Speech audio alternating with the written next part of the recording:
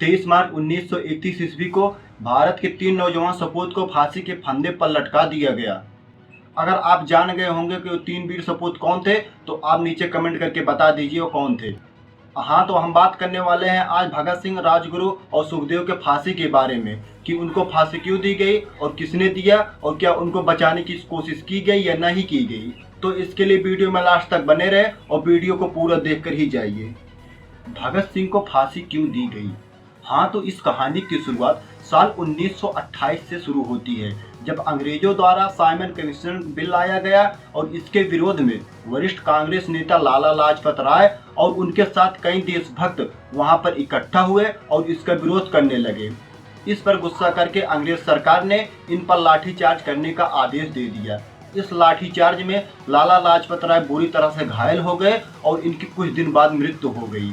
इस पर बौखलाकर भगत सिंह ने पुलिस सुपरिटेंडेंट स्कॉट की मारने की योजना बनाई, लेकिन इन्होंने ये योजना स्कॉट को मारने की बनाई थी। उस दिन गलती से सैंडर्स मारा गया और ये मारकर वहां से फरार हो गए, लेकिन उस दिन ये पुलिस के हाथों नहीं आ पाए और इन्होंने फिर अंग्रेज सरकार को जगाने के लिए असेंबली हॉल में इन्होंने बम फेंका और वहां पर इन्होंने वंदे मातरम का नारा लगाते हुए वहां पर ये पकड़े गए। ये क्या पकड़े गए? इन्होंने खुद अपने आप को पुलिस के हवाले कर दिया, लेकिन इसके पीछे का उद्देश्य जानकर आप हैरान हो जाएंगे। इन्होंने अपने आप को पुलिस के हवाले कर दिया क्योंकि ये चाहते थे कि हम पुलिस के हवाले हो जाएं और अपनी बात को अदालत तक हम पहुंचा कर रखें।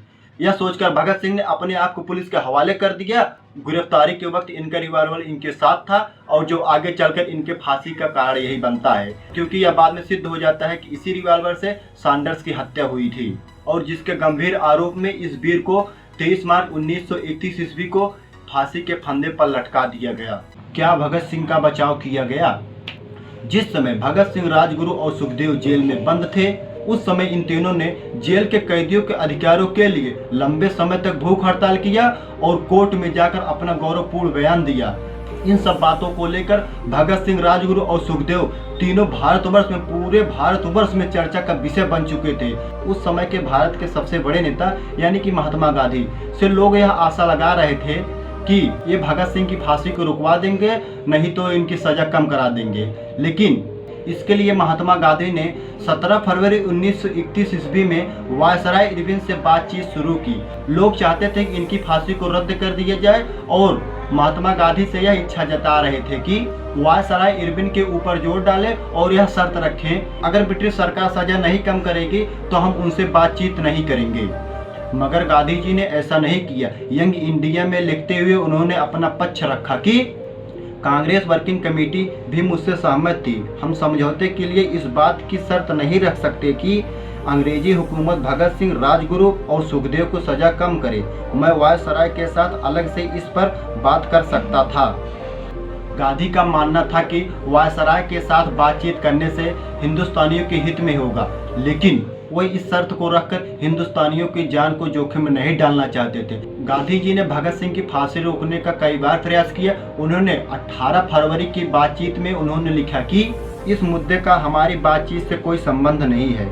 मेरे द्वारा इसका जिक्र किया जाना शायद अनुचित भी लगे, लेकिन अगर आप मौजूदा माहौल को बेहतर बनाना चाहते हैं तो आपको भगत सिंह और उनके साथियों की फांसी की सजा खत्म कर देनी चाहिए। इस पर महात्मा गांधी लिखते हुए कहते हैं कि वायसराय को मेरी बात समझ में नहीं आई, यानी कि पसंद नहीं आई, और वायसराय ने कहा कि मुझे खुशी है कि आपने इस तरीके से मेरे सामने इस बात को उठाया। सजा कम करना मुश्किल होगा, लेकिन उसे फिलहाल रोकने का विचार किया जा सकता है। गांधी जी ने फिर 19 फरवरी 1921 में वायसराय के सामने फिर दूसरा मुद्दा उठाया, लेकिन वायसराय ने जवाब दिया कि उनके पास कोई ऐसी वजह नहीं है जिसे बताकर वो सजा को रोक सकें, और इसके लिए उन्होंने कुछ कारण भी बताए। फांसी की तारीख आगे बढ़ाना, वो भी राजनीतिक वजहों से, वो भी तब जब तारीख का ऐलान हो चुका है।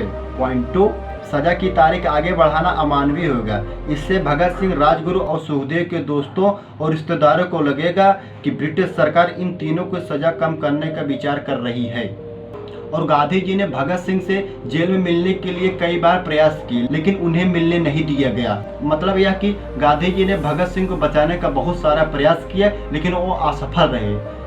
हम ये सब सारी फैक्ट्स आपके सामने रख दिए हैं। अब आपकी बारी है, आप माने या ना माने। हमारा जहाँ तक मानना है, गांधी जी ने अच्छा और उचित प्रयास किया। अगर आप चैनल पर नए हैं तो चैनल को सब्सक्राइब कर लीजिए और बेल आइकन को प्रेस कर दीजिए। धन्यवाद।